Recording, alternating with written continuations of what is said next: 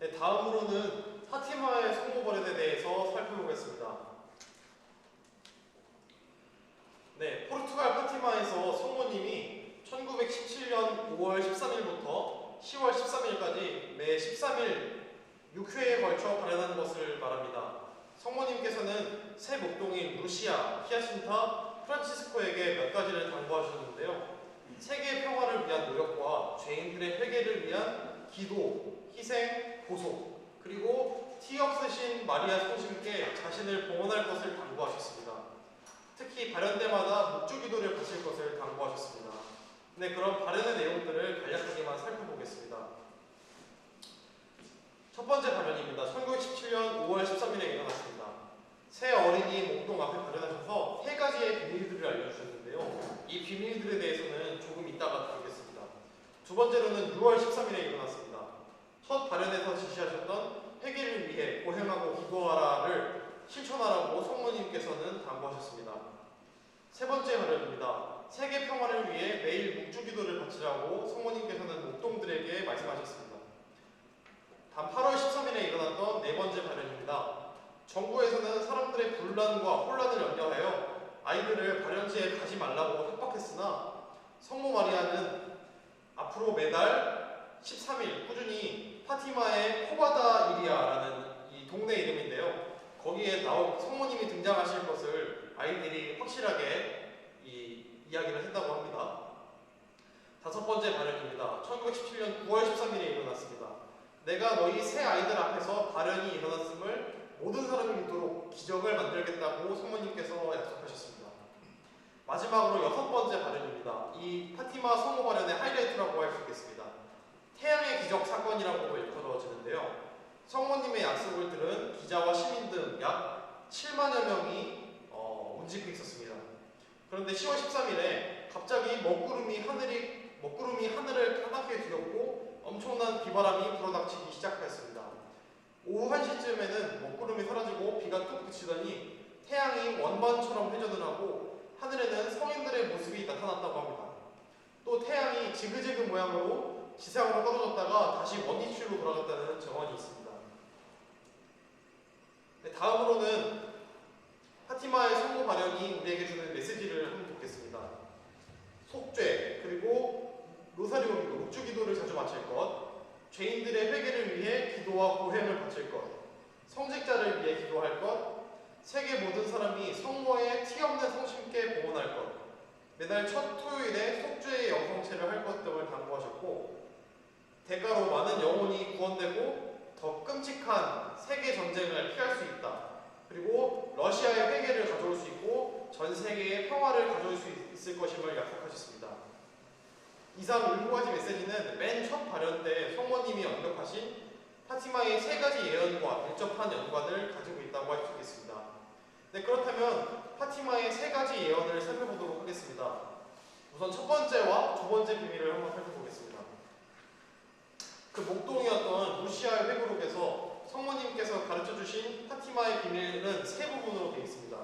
첫 번째 비밀은 지옥에 관한 내용입니다. 내용은 다음과 같습니다. 불타는 지옥에서 영혼들과 악마들이 화염과 연기 속에서 떠돌고 있었는데 지옥에서 마귀들의 무섭고 불쾌한 모습, 영혼들이 겪고 있는 고통과 괴로움, 그리고 지옥의 무서움을 보여줬습니다. 그 광경을 본 루시아, 히아신타, 프란치스코는 너무 무서워 겁에 질려 벌벌 떨었고 두려움과 공포로 인해 죽었을 것이라고 생각했다고 합니다. 두 번째 비밀에서 성모님께서는 이렇게 말씀하셨습니다.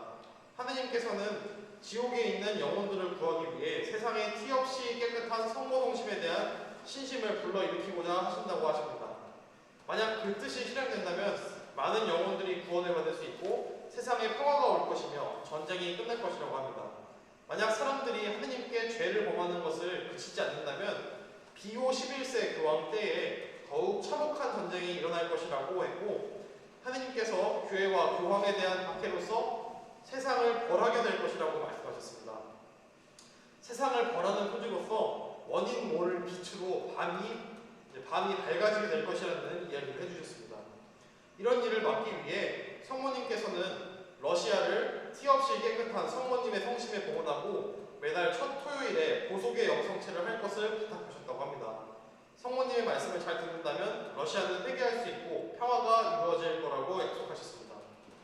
그렇지 않으면 러시아는 그들의 오류를 전 세계에 퍼뜨려 전쟁을 일으키고 교회를 박해하여 많은 착한 사람들이 순교하게 될 것이라고 합니다.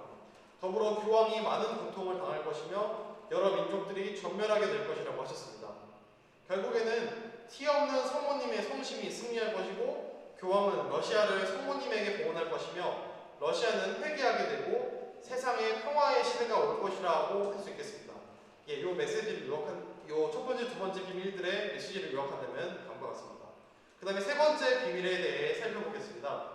세 번째 비밀 부분은 교황님에게 보낸 루시아의 비밀 편지에 그 내용이 들어있으며 요한 바오로 2세 교황님의 암살 사건이 일어난 후 19년이 지난 2000년 5월 13일에 교황님의 지시에 따라 안젤로 소다노 추기경이 발표했습니다. 세 번째 비밀은 교황과 다른 그리스도인들의 죽음에 대한 내용들을 담고 있습니다. 그 내용을 본다면 우선 성모님이 불칼을 들고 이 세상을 불태우려고 하는 천사를 몸소 막으셨다고 합니다. 성모님이 불칼을 드신 게 아니고요. 천사가 불칼을 들었습니다. 그 천사는 오른손으로 땅을 가리키며 큰 소리로 참회하라, 참회하라, 참회하라 라고 3번 외쳤고 교황님, 주교들, 신부들, 수도자들의 박해와 죽음 그리고 순교자들의 피를 받아 그것을 하느님께 나아가는 영혼들에게 뿌리는 또 다른 두 천사들을 성모님께서 보여주셨다고 합니다. 루시아가 비밀 편지를 보낸 교황님이 요한 바오로 2세 교황님으로 해석되고 교황님께서도 1994년 5월 13일에 하신 말씀에서 그것을 인정하셨습니다. 사실 교회는 셋째 비밀을 공개했지만 그것에 대해서 많은 의문점들이 있습니다. 변호사이며 가톨릭 주석가인 크리스토퍼 페라라는 대량의 증거를 세심하게 검토한 후 셋째 비밀에 있는 성모님의 말씀의 본문이 아직 밝혀지지 않았다고 말했습니다. 이유는 다음과 같습니다. 이 부분은 요약된 부분을 그대로 읽어드리도록 하겠습니다. 교황 비오 12세의 조사관이 밝힌 것처럼 비밀은 두 부분으로 구성되어 있는데 그중 하나는 출판된 버전에서 찾을 수 없는 성모님의 말씀을 담고 있다. 우리의 성모님의 명령을 표현하며 라는 루시아의 필사본이 쓰여 있고 1960년 이전에 봉투를 개봉해서는 안 된다는 경고를 담은 두 가지 비밀 봉투가 있었다. 이 봉투들은 서로 다른 두 위치에 보관되어 있다.